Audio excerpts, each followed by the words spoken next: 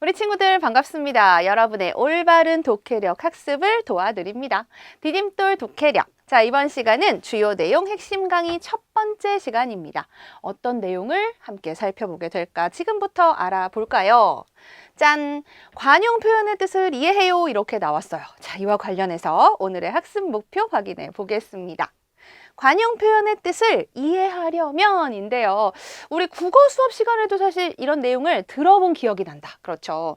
관용 표현이 글을 읽다 보면 갑자기 나올 때가 있어요. 우리를 좀 당황하게 하는데 그 관용 표현의 뜻을 잘 알아야 합니다. 일단 관용 표현이 무엇인지, 또한 제목이 이렇게 나왔다는 건 관용 표현은 그냥 낱말 자체만 가지고는 뜻을 파악하기가 좀 어려운가 보다. 그러니까 이해하려면 어떻게 해야 되는지를 알아보는 것이겠죠? 자, 그렇다면 관용 표현에 대한 내용 함께 살펴보도록 하겠습니다. 자, 우리가요, 사실 1학년 때부터 낱말의 뜻에 대한 내용을 아주 중요하게 공부를 했었어요. 낱말의 뜻을 정확히 알아요에서 비슷해 보이는 낱말 구분하기 살펴봤습니다. 이 글자의 모양이 비슷한 낱말들이 있단 말이에요. 근데 비슷한 것뿐이에요. 완전히 똑같지는 않아요. 모음자와 자음자 또는 받침이 달라지면 전혀 다른 뜻이 되기 때문에 잘 구분해서 써야 한다라는 내용을 공부했습니다. 그 예로요, 여러분. 기억날 거예요. 같다와 같다. 정말 글자 모양 비슷하고 심지어 소리도 비슷합니다. 그런데 받침이 다르죠? 뜻은 완전히 달라요. 쌍시옷 받침을 쓰는 같다는 이동했다, 이런 뜻이고요. 디귿 받침을 쓰는 같다는 맞아요, 서로 다르지 않다, 이런 뜻이죠. 서로 다르지 않다. 이런 경우가 있구나. 그러니 어떻게 해야 해? 낱말의 뜻을 정확히 알아야겠구나 라는 것 살펴봤습니다. 아울러서 글에 사용된 낱말의 뜻 알기. 이 낱말의 뜻을 우리가 정확히 알아야만 글을 읽을 때 문장도 정확히 이해할 수가 있고요. 나아가서 글쓴이가 전달하고자 하는 내용, 즉 글의 주제나 중심 생각도 잘 파악할 수가 있는데, 사실 우리가 글을 읽는다는 건 글에 나와 있는 내용을 잘 이해해서 글쓴이가 말하고자 하는 것을 잘 파악하는 거예요. 그러니 이걸 하기 위해서는 낱말의 정확한 뜻을 알아야겠구나 라는 것 1학년 때부터 살펴봤단 말이죠. 자, 이제 우리는 6학년이 되었습니다. 자, 6학년 과정에서는 관용 표현의 뜻을 이해해요 라는 내용이 나와요. 자, 상황에 따른 낱말의 의미 파악하기인데 하나의 낱말이 상황에 따라서 다른 의미를 가질 수가 있대요. 아니, 같은 낱말인데 왜 상황에 따라서 다른 의미를 갖는가? 하나의 낱말인데 이 낱말이 뜻이 여러 가지인 경우도 있어요. 하나의 중심 의미에서 여러 가지 파생된 의미로 쓰이는 경우가 있다거나 아니면 낱말의 모양은 똑같은데 완전히 뜻이 다른 동의어의 경우들도 있었습니다. 그래서 낱말의 뜻을 잘 알아야 하고, 자, 여기서 이제 관용 표현의 뜻 이해하기가 나오는데, 일단 관용 표현이란 뭐죠? 맞아요. 관용어와 속담이 있어요. 그런데 얘네들은 재밌는 게 원래 뜻과는 다른 새로운 뜻으로 굳어져 쓰인단 말입니다. 그러니 이 새로운 뜻이 무엇인지를 정확히 알아야 관용 표현의 뜻을 알 수 있는 거고, 관용 표현이 사용된 문장의 뜻도 알 수 있는 것이죠. 그래서 우리가 기존에 알던 것과는 다른 의미로 사용이 돼요. 예를 들어 관용어 가운데 발이 넓다, 이런 관용어가 있어요. 발이 넓다? 낱말이 가진 의미 자체로만 보자면 그냥 발이 되게 큰가 봐 이렇게 생각할 수가 있는데 전혀 그런 뜻이 아닙니다.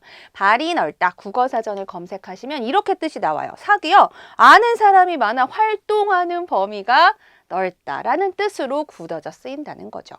근데 우리가 쓰는 이제 글이나 말이나 글 속에서 이와 같은 관용 표현이 많이 쓰이고, 그렇다면 이 관용 표현의 뜻을 잘 알아야 글의 내용을 잘 파악할 수 있을 텐데, 자, 여기서 우리 친구들 너무 중요한 얘기 한번 해봅시다. 바로 독해 원리, 수능까지 연결되는 우리의 독해 원리인데요. 낱말의 뜻은 사실 국어사전을 통해서 정확하게 파악하는 것이 가장 중요해요. 그런데 우리가 항상 국어사전을 들고 다닐 수는 없잖아요. 늘 검색이 가능한 상황이 아닐 수도 있습니다. 그럼 이럴 땐 어떡하죠? 낱말의 뜻이 비슷한 경우 구체적인 상황에 따라서 달리 쓰인다는 것 때문에 사용된 구체적인 상황이 무엇인가, 어떤 상황에서 이 낱말이 쓰였는가, 앞뒤 문맥을 통해서 맞아요, 잘 파악해야 합니다. 자, 그리고 어려운 낱말이 나왔을 때 어떻게? 여기도 나오죠. 앞뒤 내용을 통해서 내용을 잘 짐작해 봐야 됩니다. 자, 그렇다면 이게 왜 독해 원리일까? 잘 짐작했는지, 그래서 이 낱말의 뜻은 무엇일지, 이 관용 표현의 뜻은 무엇이라고 짐작하는지에 대한 문제가 맞아요, 나올 수 있다는 거죠. 한번 확인해 볼까요? 이런 식으로 나옵니다, 여러분. 짠! 우리 교재 보이시죠? 잘 봐요. 밑줄 친 관용 표현의 의미를 나타낸 것으로 적절하지 않은 것은. 해서 보면 1, 2, 3, 4, 5번 안에 관용 표현들이 쓰였어요. 다 밑줄이 되어 있죠.